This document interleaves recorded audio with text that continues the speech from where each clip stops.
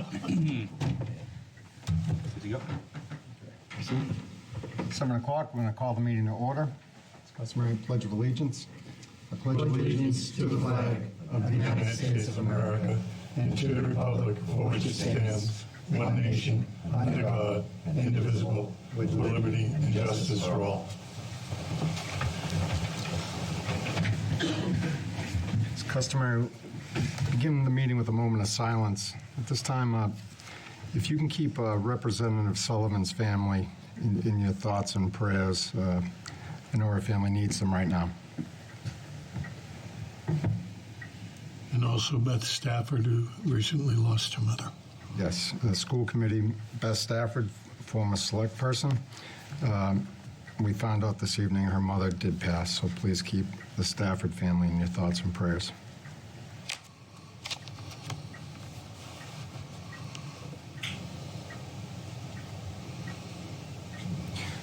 Okay, I'd like to announce this meeting is being recorded and televised by local cable.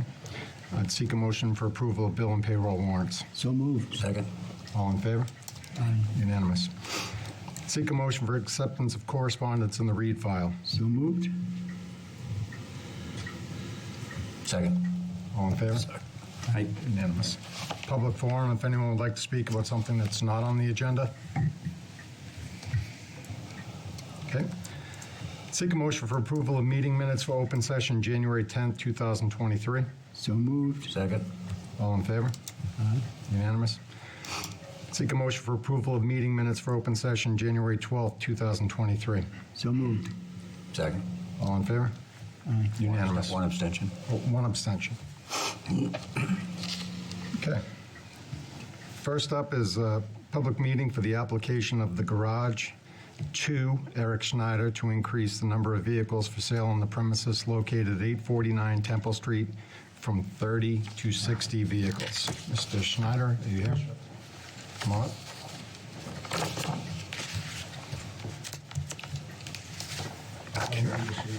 Okay, how are you? All right, we've seen Mr. Schneider's application.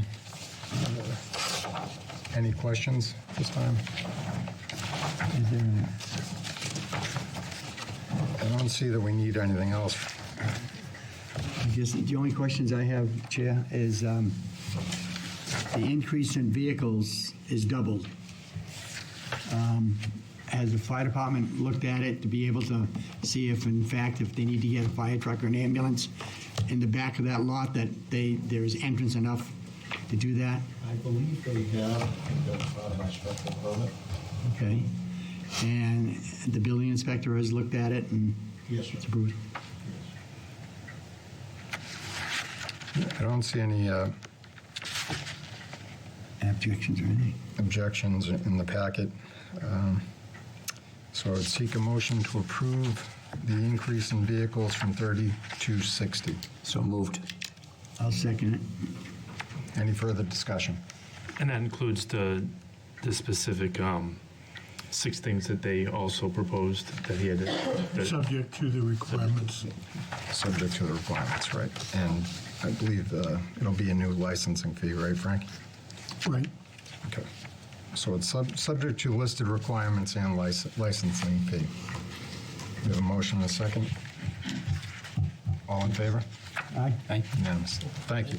Gentlemen, Thank you. wait a minute. Next up is a public meeting for the application of Amanda Cole doing business as Mandy's RV Center for a Class 2 auto dealer's license on the premises located at 410 Bedford Street. This will be subject to surety bond as required by Mass General Law, Chapter 140, Section 58. The license fee and final inspection approval and pending license fee and final inspection approval of the building commissioner. Mr. Chairman, there are some concerns about this approval. The Board of Appeals felt the request required too much space for the area. The plan that was submitted, I believe, hopefully you have one on hand. I didn't bring mine. Just let me grab this. If you look at the layout, the proposal creates just too much density in the lot. And I can't, here we go. So where you see the building and the spaces on the side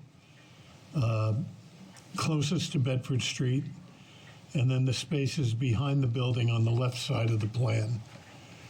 Would be the next to last page in the package. It creates too many problems for access in the rear, so we would like to eliminate these two spaces that are immediately adjacent to the property line behind the building on the south side, and limit the total number of vehicles to 6.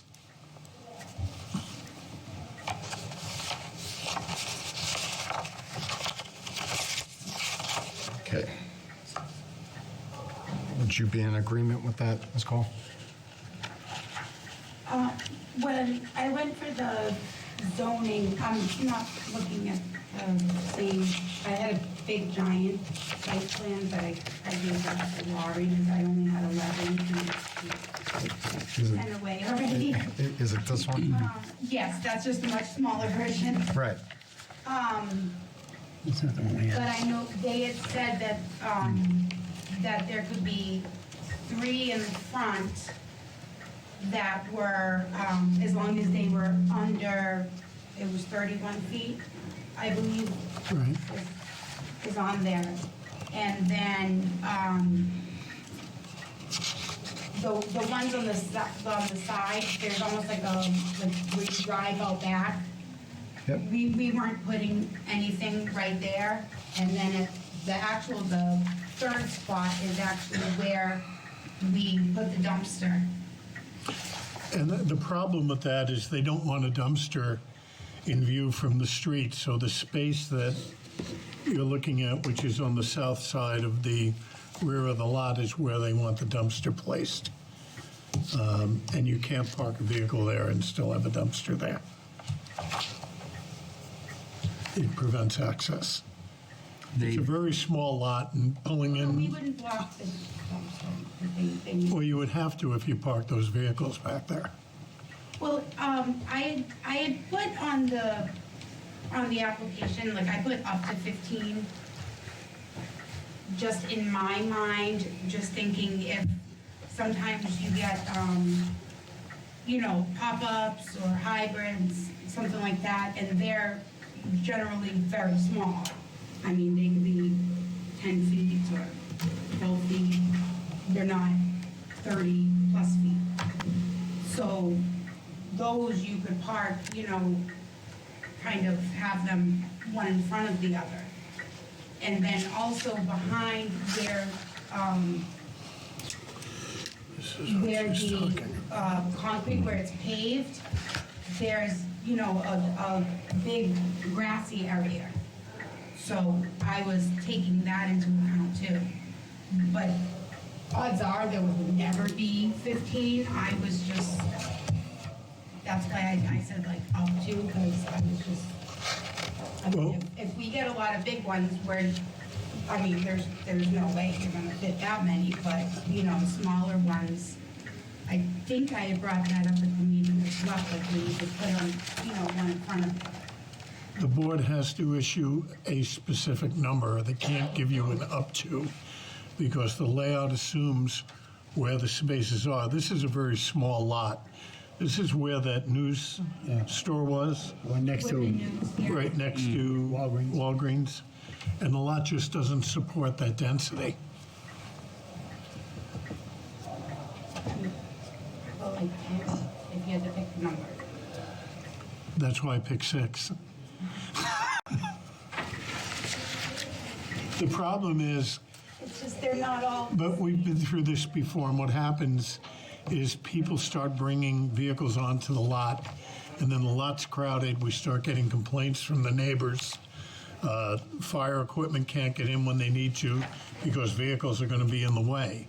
it's, you picked the lot, and the lot is very small. We need, we would need space to, when you pull a trailer, you kind of pull it behind and then you pull forward a little bit and then back it in. So. Well, you're making the argument for me with that because you need the room to maneuver. Yeah, but I'm saying we wouldn't be parking things, like, we wouldn't be going right up to the garage, because we would need that space anyway. And then we have one of those, like machine when you hitch it up, Yeah. once you bring it out back, and then you can, And the approval does not include parking vehicles on the grass. It's on the Right. blacktop, on the macadam. So they have, by the diagram, 1, 2, 3, 4, 5 there, right in back, Frank, if I see this right? Right. And that would cause an obstruction because the dumpster has to go here and the truck's going to have to come in alongside that building No, that's not to pull it out. This is the other one. So there would be 3 parked there, and you want to eliminate these 2 spots, is that what you're saying? 2 of those spots, yes. Which would be 6 remaining. I mean, you could actually go to 7 if it made a difference, but to do more than that really makes it difficult for access. You're doing repairs on RVs? That's that's the business? Repairs and sales. I would Selling. like to sell them, but So no. But also, I mean, there is a garage there where we do some cosmetic repairs, but as far as if it's a motorhome with something with an engine, we're actually, we're working with Polo Motors, and he's going to do all the, any mechanical repairs that he's done. Do I see one handicap space? Is that what that line is? All right, just to, Frank, just to clarify what the chairman of the planning board, we would address his concerns by the parking spaces, correct? Right. Under the license would address any storage and of any propane, et cetera, and whether or not they could address repairs, correct? Right, which is why we're responsible for determining how many vehicles can be on the lot for sale. Because they're also going to need room for customers, and they're going to need room if you bring something in for repair. Okay, I would, There's a big garage, so anything that was going to be repaired, like on site there, would go in the garage, minus, cooking things. And the customer parking would be in the front. So was the planning board wants to limit it, go from what, 8 to 6 or something like that? Well, I think she was asking for 15. Right. The planning board doesn't set the limit on the number of vehicles you can display. That's a component of the license. Right. And has our building commissioner looked at it? And Yes. As far as I know, he went out there to look at it for the planning board. And, we have to look at the plan and determine what would be a reasonable area to place the vehicles in. You're generally talking, it may not be a 30-footer, but it could be a 25-footer. Right. They're 8 feet wide. Takes up a lot of space. all right. So I believe we've, I would seek a motion for 7, Frank. Yep. I believe that addresses Mr. Goldrosen's concerns. It also is in line with the former building inspector who did the site plan approval, looks like, for 3 in the back. So I would entertain a motion of approval upon license fee, final inspection, and final inspection approval by the building commissioner for 7 vehicles. The 7 vehicles. You're looking for a motion? Motion? Yes. I'll move that. I'll second it, and I have a point to make. Discussion, Mr. Yes, Salvo. if we go with 7 vehicles and you're asking for how many? Originally? I had said up to 15, but Okay. I was just saying, keep putting, I only put that figure out there thinking that if I happen to at some point in time have a bunch of really small ones, Right. Okay, I tell you what. I just wanted the ability to be able to put them there. If, I think with the motion with 7 vehicles, and you can open up your business and go with the 7 vehicles, and then on maybe future inspections, when you organize things, maybe the building inspector will look at it and come back and say, we may be able to go 1 or 2 more if that's a fact. He has to look at it and approve it. Yeah. Same thing with the fire department. They need to be able to get back there. I mean, a vehicle, an RV could catch on fire and, where you're doing repairs to it, and they need to get back there to protect, people and buildings and stuff. So if we go with the 7, you can open up your business, you can start it, you can see how it goes, and then if in the future you think that the property can handle more, and upon our fire department and the building inspector look at it and recommend it, we can always look at it again. Yep, she can petition Sound us like a for plan? an increase. Sounds like a plan. And actually, on that point, where we're putting the restriction on running vehicles, it's only us that would have to Correct. be appealed to change it. So yeah, you don't have to go through the whole process again. Okay. All right, so we have a motion. Any further discussion? Motion has been moved and seconded. All in favor? Aye. Unanimous. Thank you. Let's see how it goes. Good luck. Thank you very much. Appreciate it. You can see Lori for your license after tomorrow morning. Okay, Thank you. Thanks. thank you. Okay, next up, COVID-19 update. Chief Clancy. Good evening. Just to update you all, this past week we stayed at 29 positive cases. So for the last 2 weeks, we've remained constant. We are hoping to see a decrease over the next few weeks, but it was 29 positive cases out of 343 tests performed, and we still remain at an 8.45% for positivity. The team continues to monitor the info. There's a lot of info coming out of Washington and some stuff from the CDC. We're going to continue to monitor it, and we'll update you as that information becomes verified and put into place. All right, thank you. Thank you. Okay, moving to the chairman's report. There's nothing listed, but I will say what my intention would be the next meeting is, I know Ken Lytle, Frank, and Chairman Kane have been doing some diligent work on the budget. I would expect hope to see some type of budget presentation the next meeting. Okay. New business. Mass Select or Select MA Soccer in regards to the Alice Carlton land. Come on up.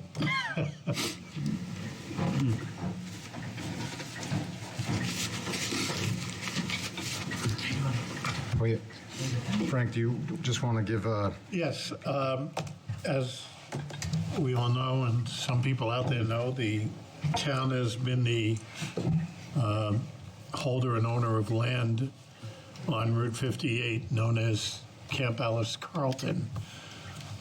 We've had it since I believe, the late 80s.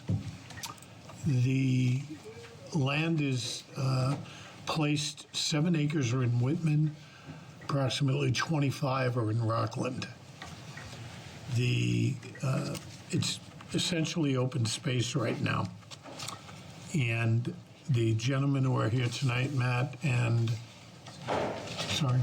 Steve, are associated with Select MA, which is a sports company that teaches soccer and runs ball fields and all kinds of fun stuff.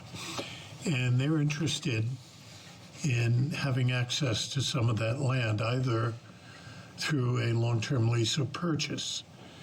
And it's pretty interesting, so I thought I'd ask these folks just to give you a quick rundown of who they are and what they would like to do.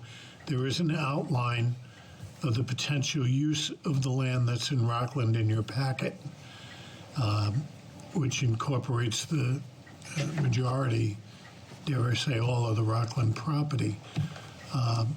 And we've talked about some options that may help us out a little bit over the next couple of years when we start building our school and close our field. So with that, you gentlemen are on. So thank you for entertaining us. So we do, to Frank's point, we're Select Soccer, South Shore Select Soccer. We're based out of Hingham on Recreation Park Drive. We're a club sports organization with about 1,000 players in our club. We currently, so we own the South Shore Sports Complex, which is an indoor facility that has 2 indoor fields as well as basketball. Currently, for all of our outdoor space, we go to the towns of Weymouth, rent fields from Weymouth, and we rent fields over at Union Point. We're at the point now, kind of an inflection point with our club where having our own fields is going to be important for us going forward. So we had identified this parcel of land that would suit our needs, and then in speaking with Frank a little bit, we had talked about plans to initially put in 2 full-size fields, playground, obviously parking, maybe some walking trails for the town, for residents of all the communities around. We would like to use it for our own training, as well as donate portions of time back to the local rec departments. We do work with a lot of the local rec departments now on, usually at the younger age groups, talk programs and so forth. We have done some of those. So we've been around for about 25 years, family-owned business. So, do you have any questions? Well, much to my wife's dismay, soccer was not my daughter's route, but I think you guys downplay a little bit just how established your club is. I am very well aware. We've had friends friends of our family that daughters have gone through the program and speak tremendously high of it. I think this is a fantastic opportunity for the town, hopefully for you guys if there's a partnership, and I see great benefit in that partnership. And So we would, just to that point, we would have it be soccer fields, but we would also line it for other uses as well, whether it's lacrosse, whether it's field hockey, baseball, that sort of thing as well. So multi-use. I have a question, I guess, for sake of the butters. What are the hours of operation you intend to operate? Would there be lights? Is it going to be a late night type thing, or is this daytime? So we currently train until about 8 o'clock or so. We would envision that if we were to put up lights at some point, they would be shut down. So it wouldn't be running until 10, 11 o'clock. Yeah. And there are a limited number of abutters in that area if you look at the plan. And I think I'm probably one of the few. We plan to aim a light your way. Yep. Hopefully the location, we haven't had it surveyed or any of that stuff yet, but looking at when walking the fields, we would try to put it in an area that's closer to the central part of that parcel to avoid the Whitman Town residents on one side and then the Rockland Town residents on Beach Street. Oh, you can do whatever you want with the Rockland. And don't worry about him because it's a conflict of interest if he votes either way. Just kidding. Yeah. So if the board is amenable, I'd like to move to the next phase, which is to evaluate the land and begin a discussion process on their interest and intent.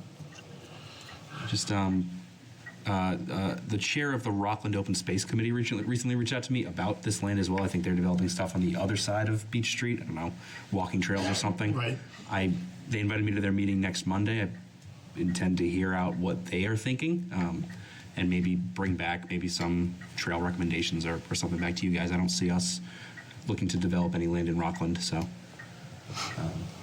Yeah, I think it's a good idea, but just want to let the rest of the board know that Well, last I week. should point out, we've been paying taxes on that land, or, Yes, I think I'm you- sorry, payment in lieu of taxes. Payment in lieu of on that taxes. I think land. you put that in a packet, some Last $50,000. 10 years on that. Right. Yeah.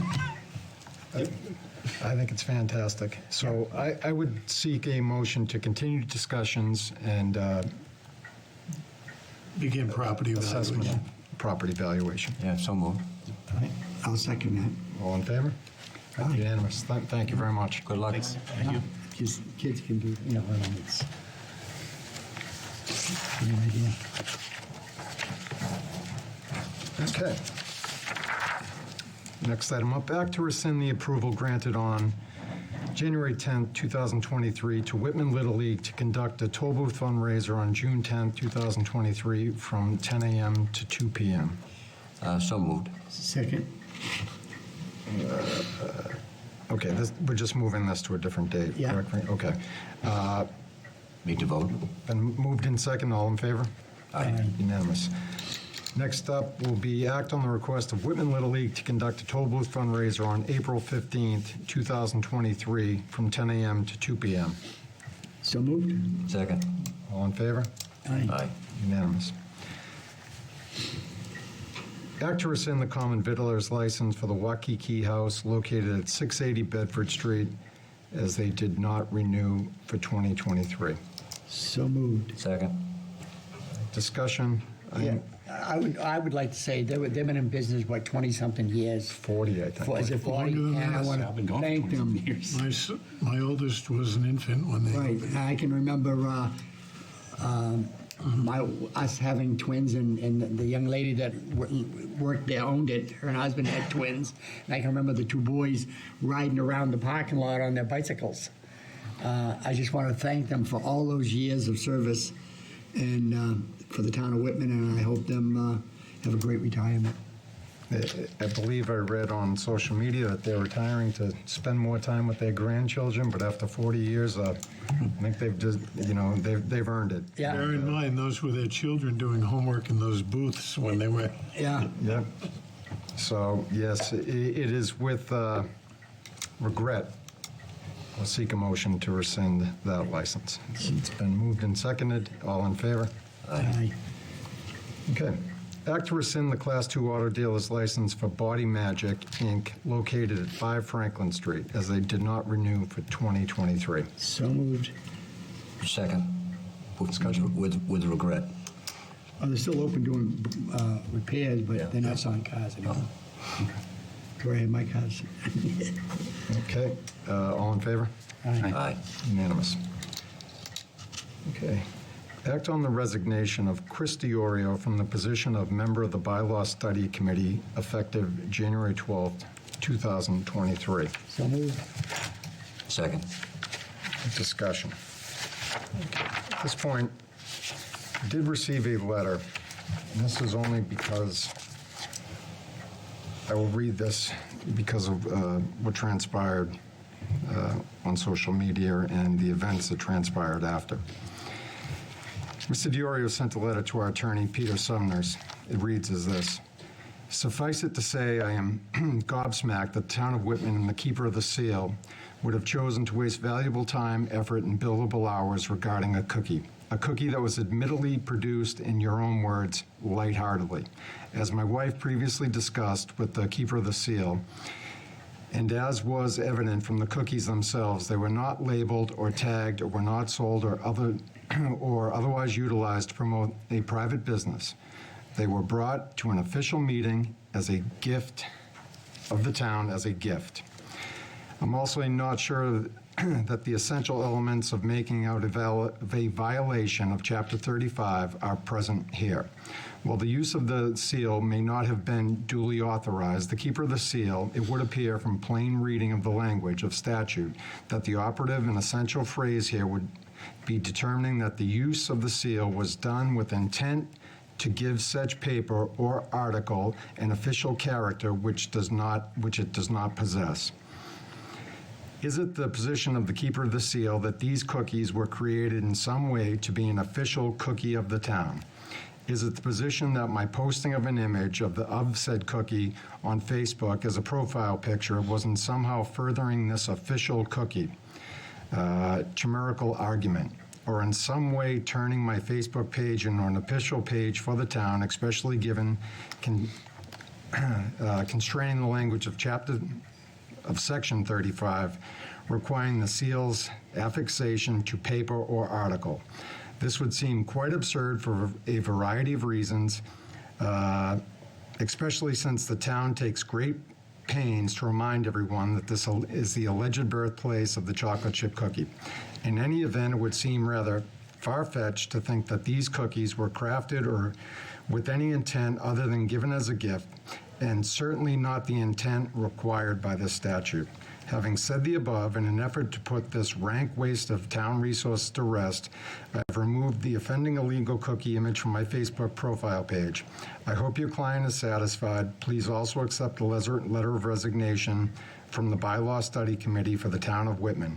To be frank, a community that chooses to waste money in this fashion, as they did today, is indicative of a much greater problem at heart of this town's government, and I refuse to be complicit in any further connection with town government other than as a citizen and voter of this town. Very truly yours, Peter Esquire.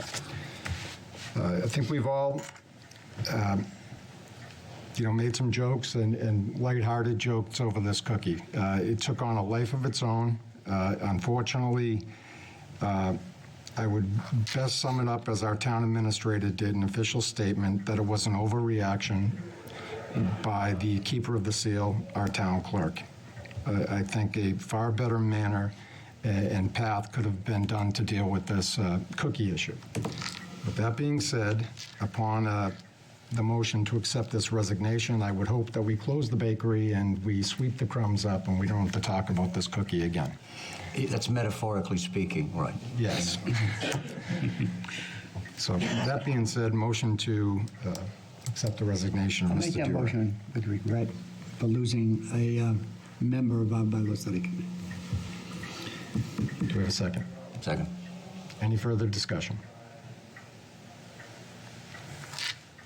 Seeing none, all in favor?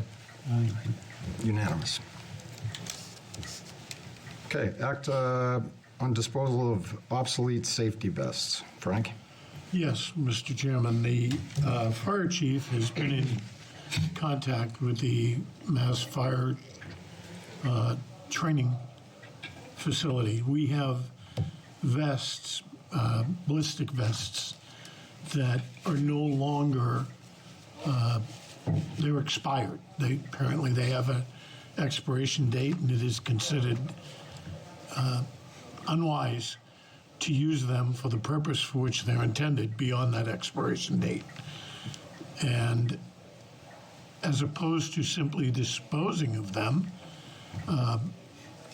he is requesting permission to turn them over to the training facility so they can train firefighters on the wearing and use of the vest during their training cycle. I think they have no value to us.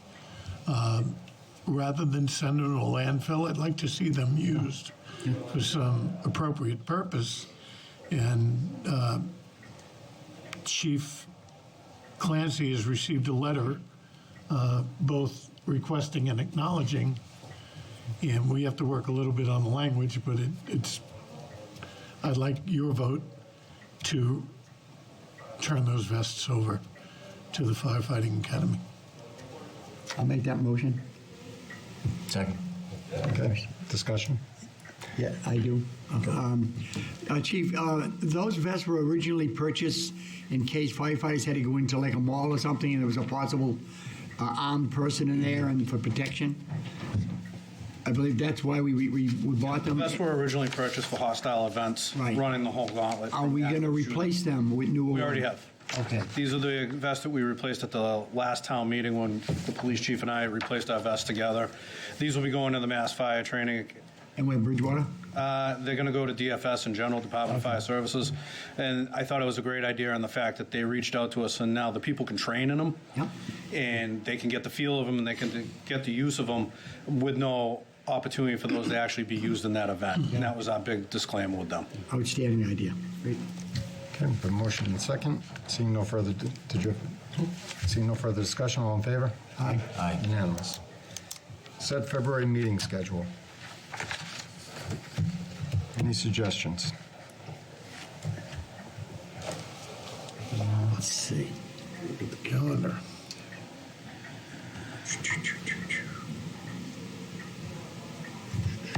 About 7 and 21? 7 and 21. Sounds good. Sorry? Works for me. Work for everyone? Okay. 7th and the 21st. Next on the agenda is act to rescind the appointment of David Cudero as member of the Capital Committee. So moved. Second. All in favor? Aye. Unanimous. Act to appoint Kathleen Otina to the position of member of the Capital Committee for an indefinite term. She's the liaison to the Finance Committee, so there's no term designated for that. Okay, in order to fill the vacancy we just created. Okay. So moved. Second. One question. So this, sorry, this position is jointly appointed by the Selectmen and the Town Moderator. Have you talked to Mike Seeley? Mr. Seeley has already taken the steps Okay. to terminate the appointment of Mr. Cudero, and I believe he's, if he hasn't, he will notify the clerk to appoint Mrs. Otina. Okay. And I do know they did vote it among their Yeah, committee. the Finance Committee did. Okay. Given the motion, second, all in favor? Unanimous. Old business, report on the Regional Agreement Amendment Committee. Mr. Evans? Sure. So the committee met twice since our last meeting. Let me find my notes from that. Major topics of conversation were transportation, the makeup of the school committee, which turned into sort of the threshold for voting. That's probably what I'll talk about the most. What qualifies as an emergency cost, how we define capital costs, the timing of payments, and how often to review the agreement. I think those are the major topics of conversation. The only one that we got into kind of detail on, and there was some discussion about beyond just proposals back and forth to bring back to you guys, was the threshold for voting. So the member from the Hanson Select Board suggested that rather than reconfigure how many members come from each town, which is what I think we had all expected to be Hanson's proposal to bring to the table there, to raise the threshold for voting on anything that didn't otherwise have a statutory restriction like the budget requires 2/3 of seated members, to raise the threshold to be 2/3 for every vote. So I wanted to get the opinion of this board because I think that'll be the biggest area of disagreement when we go back for next Monday's meeting. How do we feel about every vote the school committee takes being at least a 2/3 vote?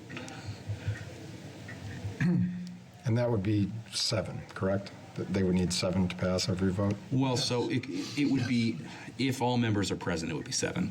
Oh, he's asking that the treatment of the votes be the same as the treatment for the budget. And the budget requires 2/3 of all members, not just those present. So a 2/3 vote of the school committee is 7 members. And I guess the compromise for that is that their compromise is they were seeking to change the construction of the board from 6-4 to 5-5. That distribution of members is based on population, so it would really be inappropriate to look at changing the number of representatives from each town. So the alternative was a suggestion that, well, there's some, I would call unfounded concern that Whitman having 6 members and Hanson having 4 members puts them in a difficult position when issues are controversial and the interest of a particular town are at hand. In all the years that I've been associated with the region, I can only remember one vote that broke down among town lines, 6 and 4. And that, of course, was the assessment method. Yeah. So, and ironically, if we had that other rule of 2/3 vote, it still would have been assessed on the Pupil. Yeah. on the formula, because that's the state's preferred method. Right. And if you can't set a budget based on agreement, then it falls under that guideline. So I think the question is there enough concern either on the Whitman side or the Hanson side that we need to put in some type of circuit breaker that prevents us from voting along town lines on issues that affect the school department? That's really the question. Yeah, I think that's a good summary of where he was coming from. I do think the school committee members will push back on. Oh, they're not thrilled with the idea. Well, especially on basically raising the quorum to 7. Like, if you can't have any votes without 7 members, you can't function without 7. So I think they'll push back on that pretty hard. They may entertain 2/3 of present members, which would create all kinds of strange scenarios for voting. But I think if this were put to our board and required us to have a 4/5 vote for anything to pass, it wouldn't affect most of our votes, but it would affect some of our votes, and I think some of those would have been important. So I'm not sure that I support this personally, but I did, I'm the representative from this board on that agreement committee, so I wanted to get your opinion. Did they reference any examples, like any other regions that follow this? No, and I don't know that they've reached out to town council to see if this is even allowable under state law yet. I completely understand what you're saying. I guess in the nature of some type of compromise, I would just say if clearly the most important vote that the school committee takes every year is Assessment. by the budget, and that has to be a 2/3 vote. I think that's the one that affects us the most anyway. This would be an internal problem, and I don't know if I would argue it. That's a good point. This is a decision that doesn't affect our hands so much as the school committee themselves. So I think their opinion matters more than ours, but did want to see how we felt. Yeah, I don't see a reason to go to a 2/3 vote at all. It doesn't make sense to me.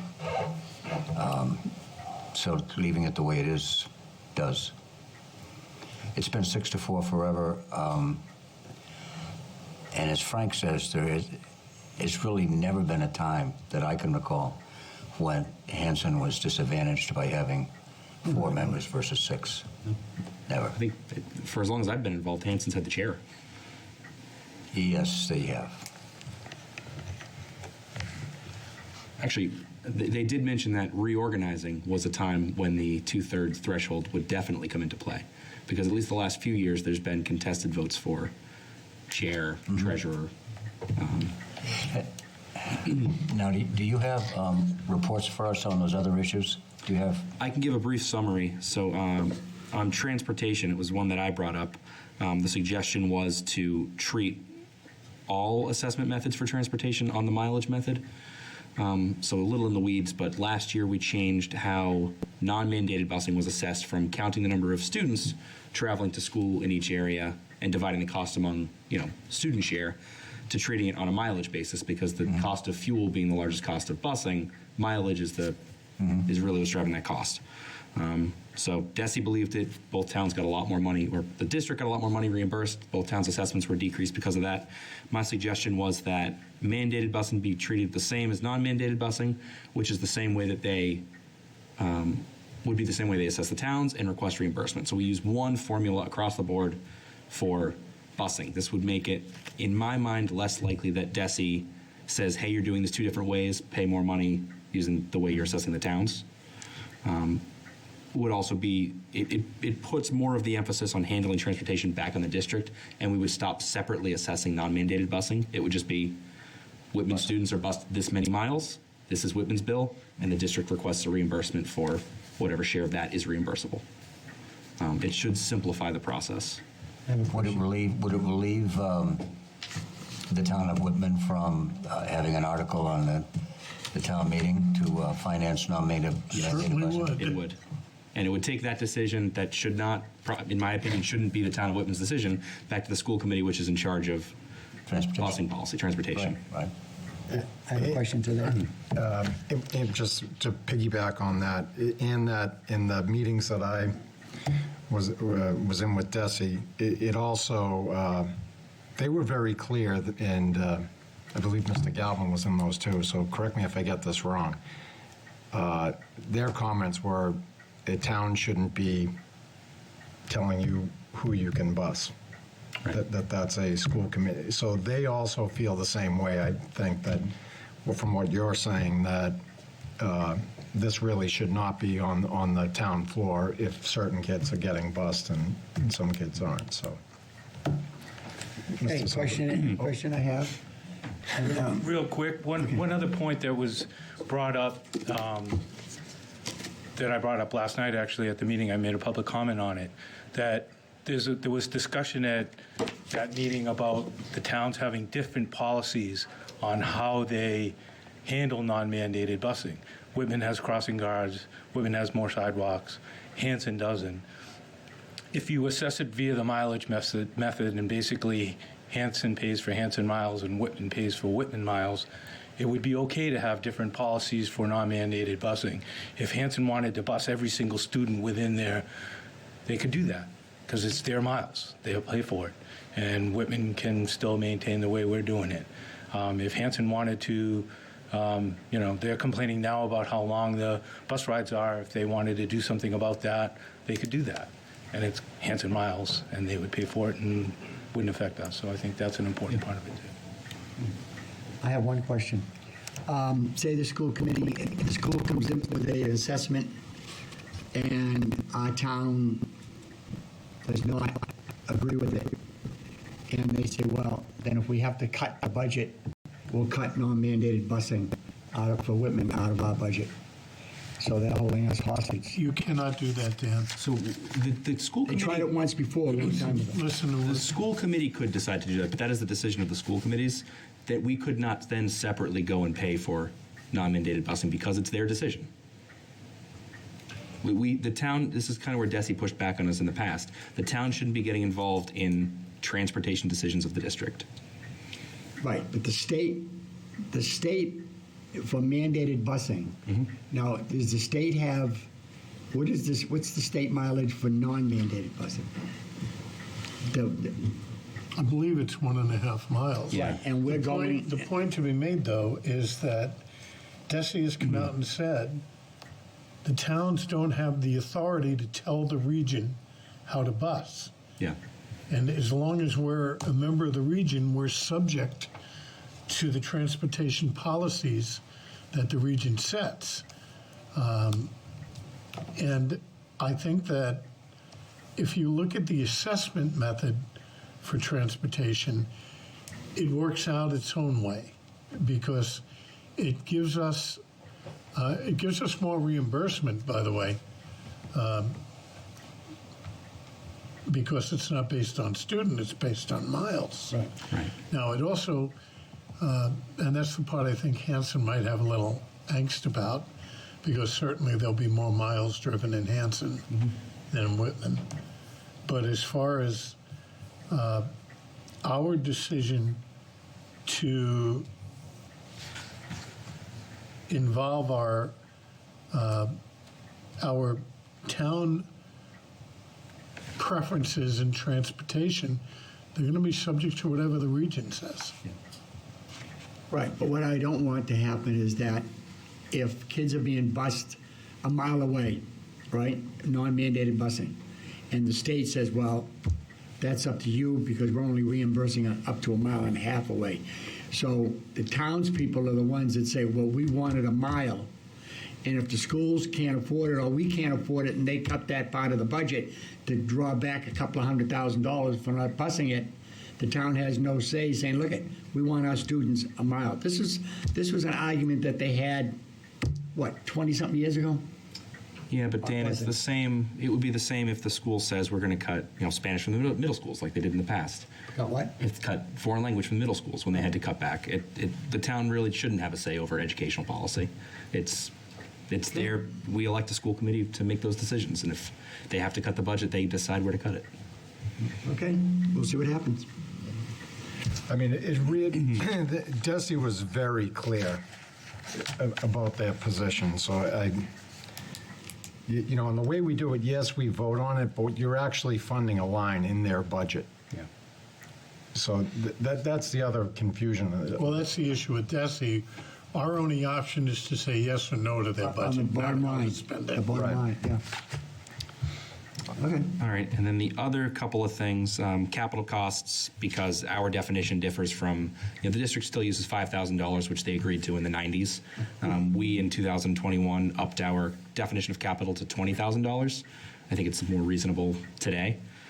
So currently, if the district were to send us a capital article for $8,000 for something, it would not go through the capital committee under our bylaws, and it would just get straight to this board to put on the warrant. I think there should be some capital review, and I don't think something worth less than $20,000 without a 5-year life expectancy should be considered capital. But we can take that back to them. The definition of emergency costs came up mostly because of the mold issue last year, but there's been a couple of other little things in the past. I think Frank talked about a parking lot a few years ago that was an emergency expense. So we want to kind of codify what is an emergency cost, and there was a pretty good discussion about that at last night's meeting, where they wanted to tie in whether they considered emergency based on how much money they have in E&D in reserve. And so if, right now, if they're sitting on $2 million in E&D, something like that, and an unexpected expense comes up, the district will likely just pay for it rather than send it to the towns. But in a year where there's not a lot of money in E&D, some of these smaller expenses they could consider an emergency because they don't have the funds to pay for it. So it was an interesting train of thought. I think we'll probably talk more about that. I personally think an emergency cost is an emergency. That it is going to impact you going to school the next day, or impact a particular school or a particular classroom. Yeah. It's a boiler, no heat. It's Yeah. And that was where most of the it's a conversation broken was. sidewalk at Conley that had holes in it that we had to fix. Yeah. Also on that, what I don't want to see happen is that if in fact there is an issue that's $15,000 to repair it, and it has to be $20,000 before it gets to the town's responsibility, to take that item that needs to be repaired at $15,000 and put it on the back burner until it reaches $20,000, then it's on the town. Right. I don't want that to happen, because that is, as far as I'm concerned, mismanagement of town buildings. Yeah, and I think that's where they're separating the definition of capital versus emergency costs. So capital, you'd plan out, there's some kind of replacement cycle for larger expenses with long useful lives. An emergency, something comes up, you got to fix it now. So I think that's kind of why they're separating those, so that they don't sit on, $15,000 expenses Until it to reaches qualify it. as capital. Right, Let the mold grow until it becomes an emergency. right. I mean, didn't we send them money to repair that at the middle school at one town meeting? And I don't know what happened the last time. I know previously we did spend some money to remediate mold Yeah. at the middle school. The last time I Of course, believe they paid out it's of the only E&D. building I know that has 4 roofs on it, so. With 3. Revisiting the regional agreement was fairly non-controversial, whether we want to look at it every 3 years or 5 years, and within the agreement, write that each Board of Selectmen will review it every 3rd June or something, put in some specific language so that we will have to look at it, put it on the agenda at a meeting and say, we reviewed the agreement, still looks good. And then the last one, probably the least controversial, but the timing of payments. So in the billing cycle generally matches up with our real estate payment collection cycle, except for the 4th quarter payment, which is in April, a month before we have all the money. So in Well, the past, actually, it's the been an bigger issue. problem is the first payment in July.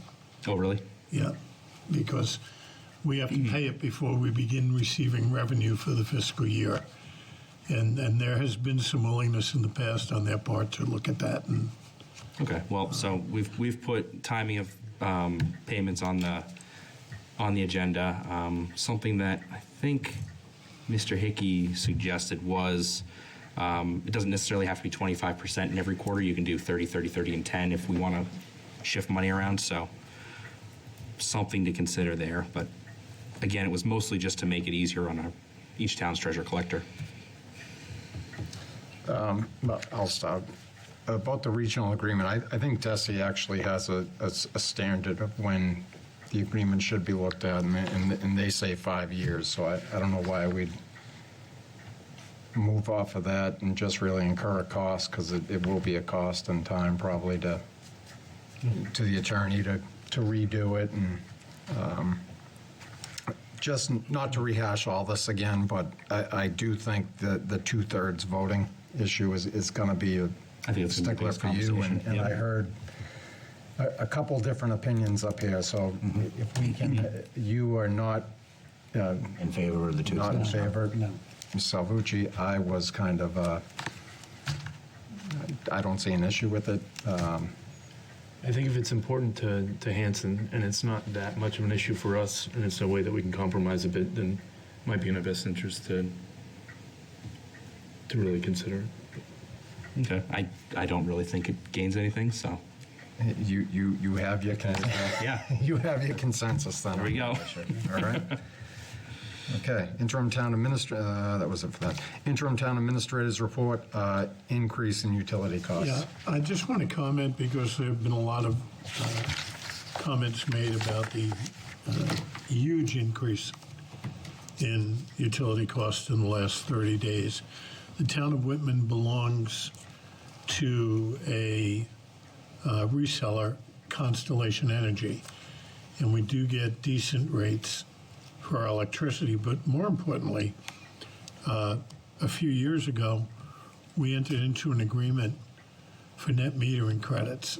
And what happens each month is the Blue Wave operates a couple of solar fields in eastern Mass.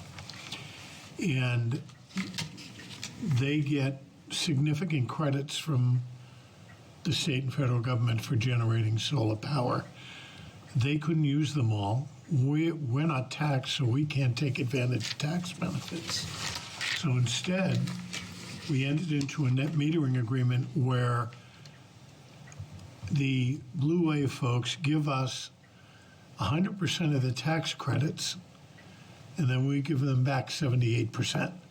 So essentially, every time we pay an electric bill, we're getting a 22% discount. That doesn't mean that we're not seeing rising costs, because everybody is. But I just wanted to be sure that the board and people in general are aware that we're taking measures to control that cost.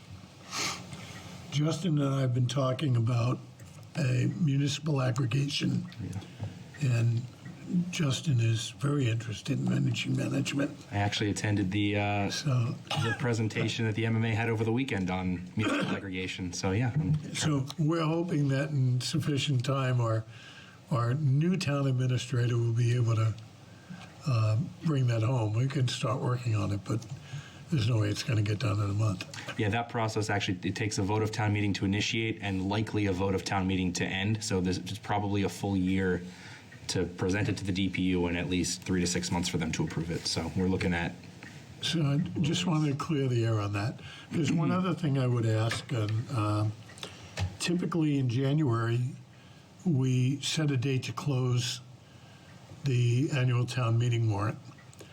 I would like to suggest that we close the warrant the first Thursday in February, which will give people time to put their requests together and also give us time to look at what's being requested. have we opened a warrant, right? Well, the actual process of opening the warrant is simply accepting warrants that are submitted. The process of closing it is when you say, you can't send us any more. And we're looking at what, February what?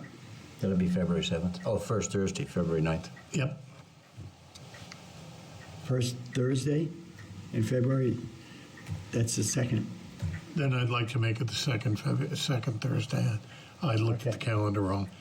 I want to give people enough time to get it in, but give us enough time to review it. That gives department heads a week and a half. Is that going to be enough time for? They I'm sure they've all been working on it. should now, all be but- thinking about them right now. The budgets are in process. So February 9th will be the closing of the warrant. Second. 9th. Ninth. I'm asking for the 9th. Oh, all right. I looked at the wrong calendar. I didn't realize I was dealing with a 22 calendar here. And that February 9th, that's by Close of business. 4 o'clock, 4:30. Yeah. All right, and that Justin did kind of give me a little foot in the door, but some of us did attend the Mass Municipal Conference, Mass Municipal Association Conference over the weekend, and that I will tell you for myself, the big takeaway was the commitment to have, by the new governor, to have a budget, her version of the budget out by March 1st. I think, you know, if that is actually a reality, it also puts us in great shape to at least see what she's thinking. It'll also be a first in many years. There was a commitment to fully funding the Student Opportunity Act, I believe increase in circuit breaker, a full funding of McKinney-Vento, which is homeless transportation. So some very positive takeaways as far as the timing of that. I think a lot of people that hear us up here talking about the budget and with the new governor taking place, we're thinking a lot farther into the year before we saw that. So that is a big takeaway. All right. At this time, we need to go into executive session pursuant to Mass General Law, Chapter 30A, Section 21, Subsection A2, to conduct strategy sessions in preparation for negotiations with non-union personnel or to conduct collective bargaining sessions or contract negotiations with non-union personnel. We'll also be going in for subsection 4 to discuss deployment of security personnel or devices or strategies with respect thereto. And it would be one item is town administrator negotiations. We will be coming back into open session only to adjourn. I don't foresee any votes being taken place this evening or announcing any votes. Motion? So I'd seek a motion to go into executive session. Second? Yep. Yes. Yes. Yes? Yes. Yes. Okay, an executive session.